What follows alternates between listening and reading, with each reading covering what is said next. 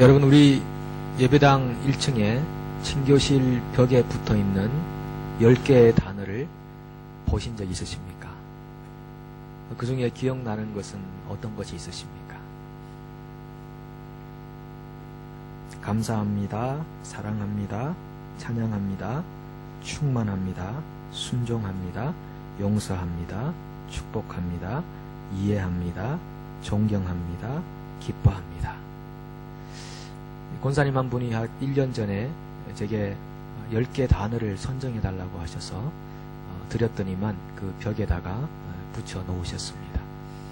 친교실로 가시면 뭐 음식 드시느라고 정신없이 집중을 하시겠지만 아마 가끔 지나가시다가 저 벽에 글이 붙어 있네, 이렇게 아마 한두 번은 느끼셨을 것입니다. 그 글을 보면서 자기도 모르게 무의식 속에서 그 글의 영향력을 받게 되는 것이죠. 유대인들에게 쉐마라고 하는 그런 하나님의 명령의 말씀이 그들에게 있었습니다. 그러니까 어릴 때부터 이 쉐마를 가슴에 품는 것이죠. 그 말씀이 신명기 6장 4절로 9절에 있습니다. 이스라엘아 들으라, 우리 하나님 여호와는 오직 유일한 여호와시니 너는 마음을 다하고 뜻을 다하고 힘을 다하여 내 하나님 여호와를 사랑하라. 오늘 내가 내게 명하는 이 말씀을 너는 마음에 새기고 내 자녀에게 부지런히 가르치며 집에 앉았을 때이든지 길을 갈 때이든지 누워있을 때이든지 일어날 때이든지 이 말씀을 강론할 것이며 너는 또 그것을 내 손목에 메어 기호를 삼으며 내 미간에 붙여 표로 삼고 또 내 집 문설주와 바깥문에 기록할지니라. 쉐마는 들으라 라고 하는 히브리어 단어를 한국말로 표현해 놓은 것입니다. 들으라, 쉐마. 요즘 세대 간의 단절이 얼마나 많습니까? 그런데 유대인들은 어릴 때부터 이 세대 간의 단절을 없애는 좋은 방법이 있었습니다. 그것이 부모가 자녀들에게 늘 이 말씀을 강론하고 귀로 듣는 것뿐 아니라 눈으로 볼 수 있도록 자기의 미간에다가 표를 삼아 붙이고 손목에 메고 그리고 집 문설주 좌우 임방에다가 말씀을 걸어놓고 가면서 오면서 늘 그 글을 읽고 듣도록 해놓은 것입니다. 그래서 세대 간의 단절이란 있을 수 없도록 그렇게 하나님의 방법으로 장치를 해놓은 것입니다. 여러분, 말이 씨가 된다는 말씀 아시지 않습니까? 우리가 하는 말, 듣는 말이 씨가 되어서 그것이 자라서 식물이 되고 열매를 맺고 우리가 하는 말이 또 행동으로 나타나고 그 행동이 결과로서 주어지고 이런 것들을 우리는 많이 경험합니다. 인간의 뇌세포의 98%가 말의 지배를 받는답니다. 이게 말을 하면 뇌에 저장이 되고 뇌는 척수를 지배하고 척수가 행동을 지배하는 그런 단계로 나아가기 때문에 우리의 말이 결국 우리의 삶이 된다는 것을 우리는 알 수 있습니다. 우리가 하고 있는 말이라는 것은 사람과의 대화 또 하나님과의 대화, 이것을 다 말로 표현할 수 있습니다. 저는 어머니가 42세 때 낳으셨습니다. 제가 청소년 때부터 저희 어머니가 몸이 많이 안 좋으셔서 많이 누워 계시기도 하셨는데 조금씩 안 좋아지시다가 또 좋아지시다가를 반복했었습니다. 근데 늘 그때부터 하시던 말씀이 있었는데 우리 막내가 장가 가는 것은 보고 죽어야 할 텐데 그런 말씀을 늘 하시고 또 그렇게 하나님께도 기도하시는 것을 봤습니다. 제가 생각보다는 조금 일찍 결혼을 했습니다. 28세에 결혼을 했는데 아마 지금도 좀 그렇습니다만 그 당시는 제 동기들 중에 좀 빠르게 결혼을 한 편이었습니다. 여자분께서 가만히 놔두지를 않더라고요. 결혼을 빠르게 결혼을 했는데 어머니께서 이제 막내가 장가를 들었으니 이제 사명을 다하셨다 싶어서 좀 불안하셨는지 이제 그 말씀이 바뀌셨어요. 막내 장가까지 갔는데 손주 하나는 보고 죽어야 될 텐데 이렇게 말씀하시더라고요. 그리고 하나님께 또 그렇게 기도하시고 그랬는데 제가 그만 29세 때 아이를 낳아버렸습니다. 참 불효자죠, 불효자. 어머니 오래 사시도록 하려면은 장가도 늦게 가고 아이도 늦게 낳고 해야 되는데 그저 어머니 말씀 떨어지자마자 장가 가고 결혼해서 아이 낳아버리고 이렇게 해가지고 어머니가 할 수 없이 세상을 떠나실 수밖에 없었던 그런 운명적인 시간이었습니다. 그 손주까지 보셨으니 이제 더 이상 어머니께서 뭐라고 하실 말씀이 없으셨던 것 같아요. 그래서 첫 손주를 이제 보시고 조금 계시다가 그냥 사명을 다하셔서 하나님 부르심 받고 가시게 되셨는데 제가 그걸 보면서 생각해 보는 겁니다. 이 사람의 말이라는 것이 참 대단하구나. 그렇게 스스로 말씀도 하시고 하나님께 말로서 대화하셨더니 정말 그렇게 장가가는 거 보시고 손주 낳는 거 보시고 하늘나라로 가시더라고요. 그래서 말이 사람을 지배한다는 것이 참 정말 이 맞는 말이다 라는 생각을 해봤습니다.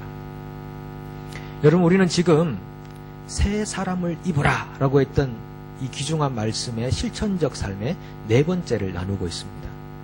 거짓을 버리라. 그리고 분노하되 죄를 짓지 말라. 열심히 돼서 구제하라. 그 다음에 오늘 유익한 말을 하라. 이 네 번째 실천적 삶을 우리는 나누고 있습니다. 여러분, 평소에 어떤 말씀들을 많이 하시며 사십니까? 잠언 18장 20절로 21절 이렇게 말합니다. 사람은 입에서 나오는 열매로 말미암아 배부르게 되나니 곧 그의 입술에서 나는 것으로 말미암아 만족하게 되느니라. 죽고 사는 것이 혀의 힘에 달렸나니 혀를 쓰기 좋아하는 자는 혀의 열매를 먹으리라. 입에서 나는 열매로서 배부르게 된다 이렇게 표현합니다. 어떤 분이 표현하기를 말이라는 단어를 조금 느렸으면 마알이 되는데 마알은 마음의 알갱이라는 말의 준말이랍니다. 마알. 그러니까 우리가 말하는 것은 마음의 알갱이로부터 나온다는 거죠. 말과 마음이 연결되어 있다는 겁니다. 그래서 우리가 하는 그 말이 마음으로부터 흘러나와서 우리가 말하는 대로 그 말의 열매를 먹으며 산다. 이런 뜻이 되는 것이죠. 어떤 그 의미심장한 연구 보고서를 봤습니다. 거기 보면 우리가 부르는 그 노래가 얼마나 사람들에게 많은 영향을 미치는지, 이 노래도 말로 되어 있지 않습니까? 거기에 대한 보고서를 써놓은 것을 봤는데요. 그러니 가수들은 오죽 그 노래의 지배를 받겠습니까? 노래를 히트시키기 위해서 얼마나 연습하고 반복하고 그 가사를 달달달 외워서 그렇게 노래를 음반을 내고 하지 않겠습니까? 그 중에 보시면은 여러분 잘 아시는 아마 가수들일 것 같은데요. 세상은 요지경이라는 노래를 부른 분이 누군지 아십니까? 예, 잘 아시네요. 신신의 씨인데 그분의 노래 보면 여기도 작아 저기도 작아 뭐 그런 노래가 나오는데 정말 그분이 사기를 엄청 크게 당해가지고 완전히 다 잃어버렸답니다.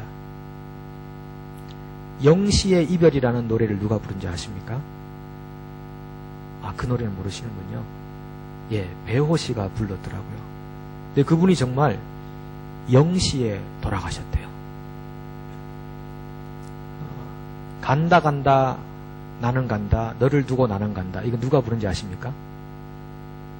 예, 잘하시네요. 우리 성가대분들이 역시 잘. 한가닥 하시던 분들이 여기 계시는 것 같아요. 김정호 씨가 불렀는데 이분이 정말 20대 중반에 암으로 요절을 하셨다고 그러네요. 예, 그런 보고서를 봤습니다. 그리고 그런가 하면 바다가 육지라면이라는 노래를 부른 분 계시죠. 예, 조미미 씨라는 분인데 그분은 노천으로 있다가 정말 그 바다 건너온 제일교포하고 결혼을 했대요. 그 참 신기한 일들인 것 같아요. 수덕사의 여성이라는 노래도 있더라고요.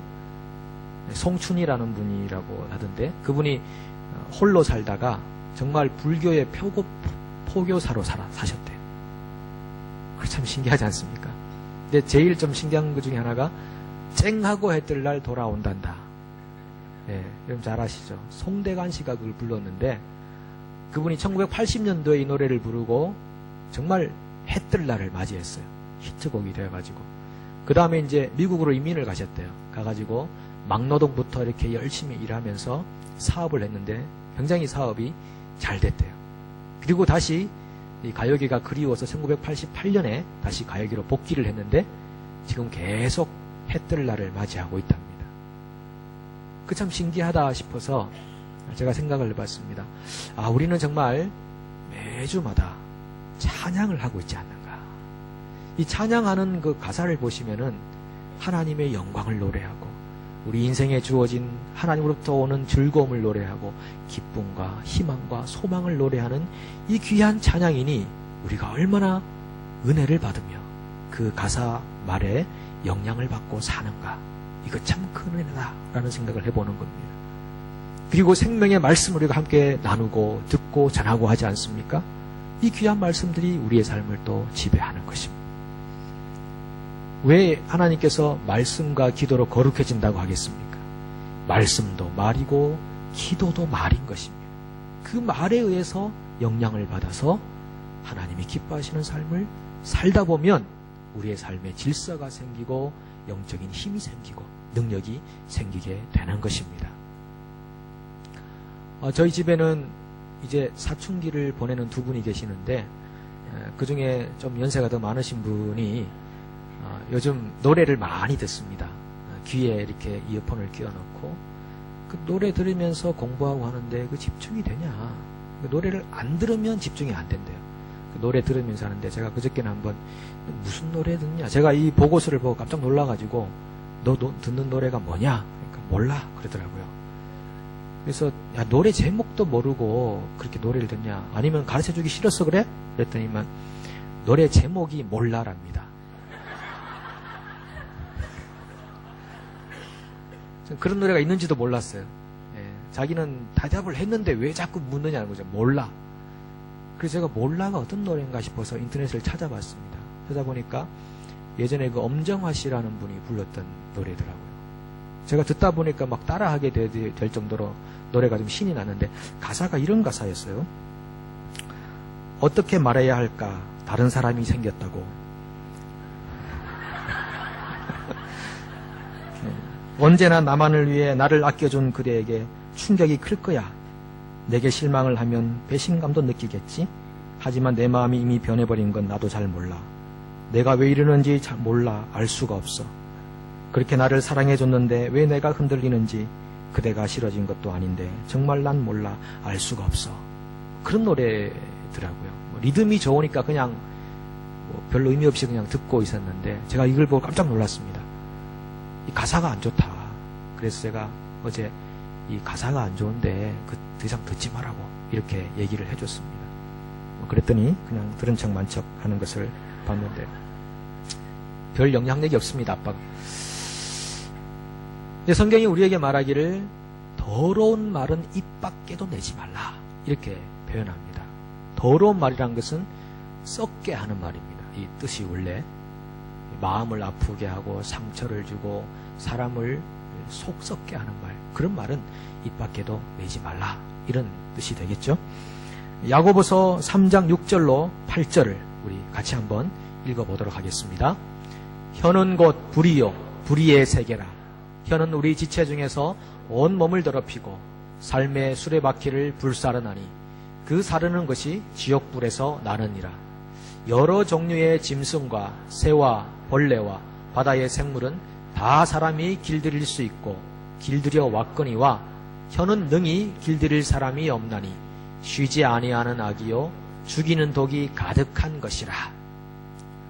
혀가 지옥불과 같다.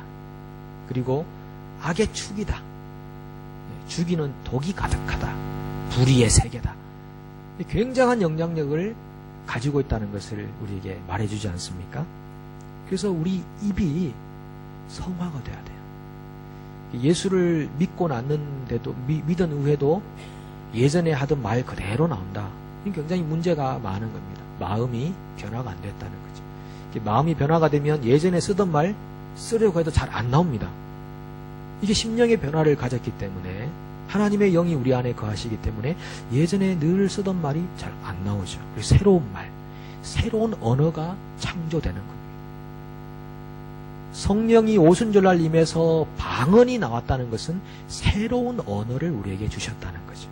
그 언어 생활이 새로워져서 정말 더러운 말은 입 밖에 더 내지 않고 오히려 유익한 말을 하게 되는 것. 이것이 하나님의 사람들이 갖게 되는 변화의 중요한 내용입니다. 더러운 말이라는 그 말의 영어 성경에 NLT라는 성경에서 이렇게 표현하는데 foul language와 abusive language라고 되어 있습니다. foul language는 여러분 아시죠? 그 야구할 때 foul이라고 그러잖아요. 이 정상적이지 않은 사람을 아프게 하고 힘들게 하는 상처 주는 그런 언어를 입 밖에 내지 말라. 그리고 abusive language라는 것은 남용의 언어. 이것은 내가 하는 말로 사람을 통제하고 강요하고 조종하는 것. 이런 말을 더러운 말이라고 이렇게 표현하는 겁니다. 주로 우리는 자녀들에게 말로서 통제하고 강요하고 조종하려는 그런 경향이 있고 또 특별히 남편에게 말로서 강요하고 조종하고 통제하려는 또는 아내에게 그렇게 할 수 있을 것 같습니다. 제가 아이들이 어릴 때 그렇게 말한 적이 있습니다. 바보란 말은 정말 큰 욕이니까 절대 너희 그런 바보란 말 욕하지 마라 이렇게 말했습니다. 왜냐하면 마태복음 5장 22절에 이런 말씀이 있죠. 나는 너희에게 이르노니 형제에게 노하는 자마다 심판을 받게 되고 형제를 대하여 나가라 하는 자는 공회에 잡혀가게 되고 미련한 놈이라 하는 자는 지옥불에 들어가게 되리라. 여기도 보시면은 우리의 말 바보, 이 나가라는 말은 바보란 뜻이거든요. 바보야, 이 미련한 놈아, 그럼 지옥불에 들어가게 된대요.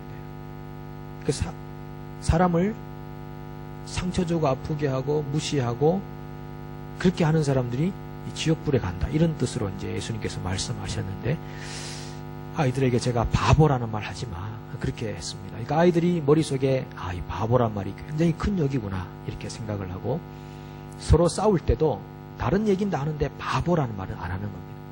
그러다가 가장 극심한 그 화를 내게 될 때 그때 조심스럽게 바보야 이렇게 말하는 것을 들었습니다. 그때마다 제가 그런 욕 하지 마라 그랬잖아. 성경에서 나가라 하는 자는 공회에 잡혀가게 되고 미련한 놈이라 하는 자는 지옥불에 간다고 그러는데 바보라고 하지 말라고 내가 몇 번이나 그랬냐고. 그러니까 아이들이 이 바보라는 말이 정말 큰 욕이구나 이렇게 생각을 했었습니다. 그러다가 아이들이 점점점 크면서 세상에는 바보라는 말보다 더 큰 욕들이 있다는 것을 알게 됐죠. 저도 이제 그것을 알고 아이들이 싸우다가 바보라고 욕을 하면 못 들은 척 했습니다. 그런데 참 신기한 게요. 제가 바보란 말을 쓰지 마! 그랬을 때는 아이들이 화가 날 때 바보란 말을 쓰더라고요. 근데 못 들은 척 했더니만 그다음부터는 바보란 말을 안 쓰기 시작했어요. 그 참 신기했습니다. 사람의 본성이라는 게 하지마 그러면 더 하고 싶은 그런 생각이 생기나 봐요. 그래서 아이들이 크고 나니까 잘못하면 제가 아이들을 잔소리하는 사람이 되겠구나.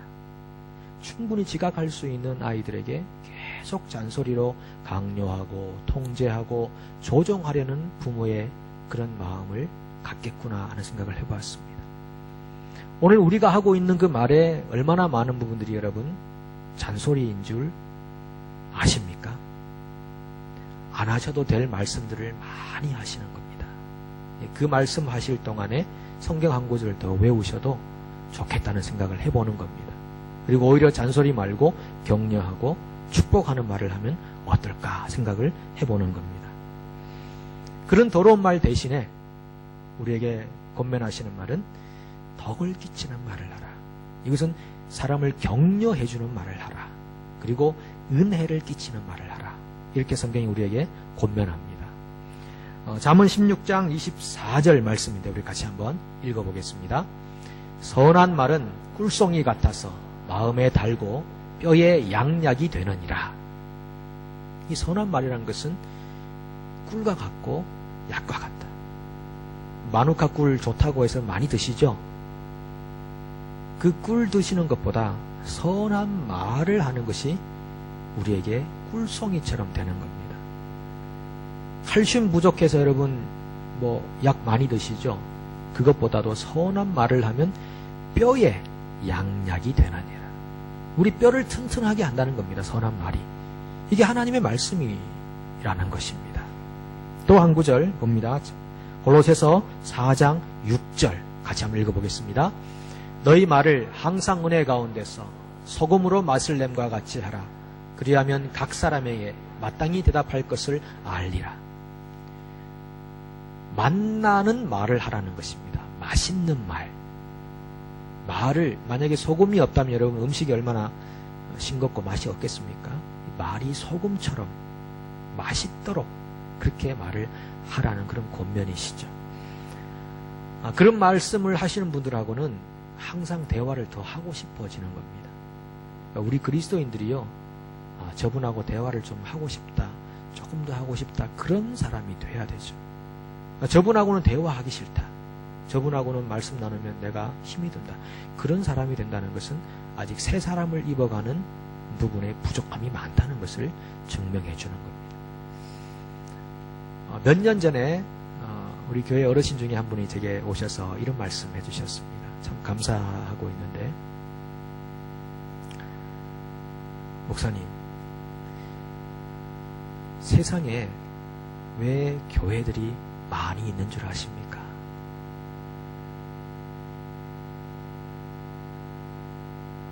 사람들이, 성도들이 자기에게 맞는 교회를 찾아가라고 있는 겁니다. 그러니까 힘들더라도 용기를 가지고 소신껏 목회하세요. 그러면 또 우리 교회에 맞는 분들이 함께 모여서 신앙생활을 하게 될 겁니다. 이런 말씀을 주셨어요. 여러분, 그 말씀 주셨다고 해서 제가 그래 내 마음대로 목회하자, 오실 분은 오시고 가실 분은 가시겠지, 그렇게 목회자가 마음을 갖겠습니까? 저는 그 말씀이 굉장히 큰 격려와 위로의 말씀이 되었었습니다.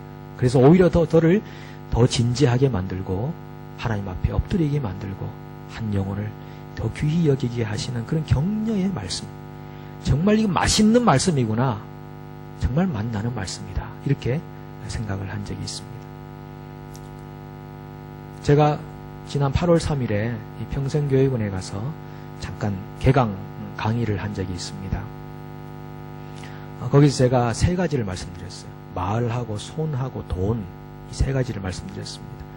이 돈, 작은 돈이라도 사용해서 음료수 하나 사주시고 사탕 하나 사주시고 밥 한 끼 사주시면 정말 어르신들 행복하십니다. 그리고 손을 잘 사용해서 등 두드려 주시고 머리 쓰다듬어 주시고 꼭 손 한 번 잡아주시면 또 용기와 힘을 젊은 분들이 가질 겁니다. 그리고 말씀도 격려해 주시고 위로해 주시면은 이 젊은 분들이 힘을 얻고 자녀들이 용기를 가지고 그렇게 행복하게 살 겁니다. 이렇게 이제 말씀을 드리고 이제 나왔습니다. 교역자실에 가 있는데 타교에 출석하시는 한 어르신이 오셔서 제 손을 꼭 잡으시더니만 눈물이 걸썽걸썽 하시는 겁니다. 자신에게 뭔가 스토리가 있다는 거죠. 그래서 오늘 제가 부흥에 한 분 같았습니다. 그러면서 이제 말씀을 하시는데, 며칠 전에 한국에서 전화가 왔답니다. 와서 이렇게 조카였는데 이렇게 말하더래요. 고모, 제가 이제 집을 하나 사게 되었어요. 아이고 축하한다. 그렇게 집 사게 됐구나. 그런데 이게 다 고모 덕분이에요. 왜 내 덕분이냐? 나는 너하고 떨어진 지가 오래됐는데 왜 내 덕분이라고 생각하니? 그랬더니만 그 조카가 이제 사연을 늘어놓는 겁니다. 제가 어린 시절에 할아버지가 병원에 누워 계셨고 이제 곧 세상을 떠날 때가 됐는데, 그때 고모가 저를 그 할아버지 옆으로 부르셨어요. 그리고 할아버지에게 부탁을 이렇게 하셨어요. 아버지, 여기 손주가 와 있는데 이 손주 머리 위에 손을 얹고 축복기도 좀 해주세요. 이렇게 부탁을 했었어요. 그래서 아버지가 그 떨리는 손으로 이 손주의 머리에 손을 얹고 축복 기도를 하시고 얼마 후에 세상을 떠나셨어요. 그런데 저는 그때 할아버지가 저를 위해 기도해 주셨던 그 기도를 평생 마음에 간직할 수 있었어요. 그래서 내가 이렇게 그나마 집 한 채라도 마련할 수 있게 된 것도 할아버지의 기도 때문이고, 고모가 그때 저로 하여금 할아버지의 기도를 받도록 도와줬기 때문이라고 저는 그렇게 믿고 있어요. 그 스토리를 이 어르신이 듣게 된 겁니다. 그래서 이 어르신이 이렇게 말씀하시더라고요. 본인은 그때 그 당시에 기억은 하는데 그렇게 믿음이 좋지 않아서 뭐 하나님의 복이 이 아이에게 임하고 그렇게까지 생각을 못하고 그냥 별 의미 없이 그냥 할아버지 한번 기도 한번 해주세요 라고 했는데, 이 기도를 듣는 조카는 그걸 평생 가슴에 그 기도를 가지고 있었다는 겁니다. 그래서 하나님이 나를 복 주실 거야, 하나님 나를 인도하실 거야, 그러면서 어렵고 힘든 일이 있어도 견디고 극복해서 결국 하나님의 은혜라고 이렇게 고백을 하게 됐다는 것입니다. 여러분, 이 스토리를 한번 보십시오. 모두가 다 말로 되어진 겁니다. 이 말씀은 이제 우리가 행동 없이 말만 하자는 말씀이 아닙니다. 그죠? 지금 고모가 아버지에게 조카를 위해서 기도해 주세요. 할아버지가 말로서 손주를 위해서 기도해 주었습니다. 손주는 할아버지의 그 기도를 가슴에 담았습니다. 세월이 많이 흘러서 하나님의 은혜고 하나님의 역사다 싶어가지고 고모에게 다시 또 그 귀한 스토리를 간증으로 말로 표현해 준 겁니다. 그 고모는 또 교회에 오셔서 저에게 자기의 삶에 이루어진 일을 말로서 전달해 주고, 저는 그것을 받아서 여러분들에게 말로서 설명을 해드리고, 여러분들은 그것을 또 말로 받아서 다른 사람들에게 또 증거해 주시고, 이렇게 해서 말의 선순환이 생겨나게 되는 것입니다. 하나님이 우리가 하고 있는 말을 기억하시고 하나님 앞에 말로서 기도하는 것을 다 기억하시고 너희 말이 내 귀에 들린 대로 시행하리라 하셨던 말씀대로 우리 인생 가운데 하나님이 역사하신다는 것입니다. 사랑하는 여러분, 우리가 지금 하고 있는 이 말이 성령의 도구가 되기도 하고 사탄의 도구가 되기도 합니다. 축복기도 많이 받으시고요. 축복기도 많이 하십시오. 입술의 30초가 가슴의 30년을 좌우한다고 하지 않습니까? 여러분은 어떤 말을 하시며 인생을 살고 계십니까? 잠언 25장 11절에 이렇게 말합니다. 경우에 합당한 말은 아로 새긴 은쟁반 위에 금사관이라. 상상을 해보십시오. 아주 잘 새겨진 은쟁반이 있고 그 위에 금사과가 하나 올라가 있습니다. 얼마나 아름답습니까? 경우에 합당한 말을 할 수 있도록 애를 쓰십시오. 말이 마알이라고 했던 것처럼 마음의 알갱이에서 표현된다고 했던 것처럼 여러분의 심령의 변화를 받도록 오늘도 성령을 여러분 삶 속에 초대하십시오. 그래서 마음의 변화를 받고 여러분의 말이 세상을 살리고 가정을 살리고 공동체를 살리고 이 사회를 세워가는 유익한 말을 하는 하나님의 거룩한 사람들, 새 사람을 입는 사람 될 수 있기를 간절히 축복합니다. 네, 기도하겠습니다.